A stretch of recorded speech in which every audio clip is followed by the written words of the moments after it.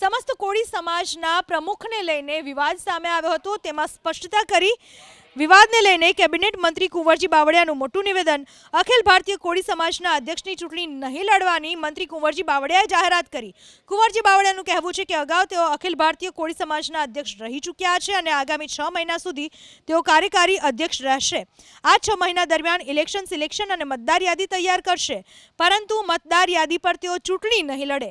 જો કે કુંવરજી બાવળિયાએ એટલું જરૂરથી કહ્યું કે સર્વસંમતિથી જો તેમને જવાબદારી સોંપાશે તો તેઓ અધ્યક્ષની જવાબદારી સ્વીકારશે।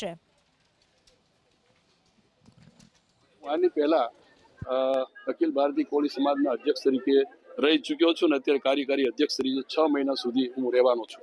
એ સમય દરમિયાન બધી જ વ્યવસ્થા ઇલેક્શન સિલેક્શન મતદાર યાદી તૈયાર કરવાનું હું કરી લઈશ। પછી એ મતદાર યાદીના અનુસંધાને સર્વસંમતિથી અધ્યક્ષ તરીકે મને જવાબદારી સોંપે તો ભલે, પણ એ અમારા અખિલ ભારતીય કોળી સમાજના રાષ્ટ્રીય અધ્યક્ષ તરીકે એ મતદાર યાદી પર હું ચૂંટણી નહીં લડું।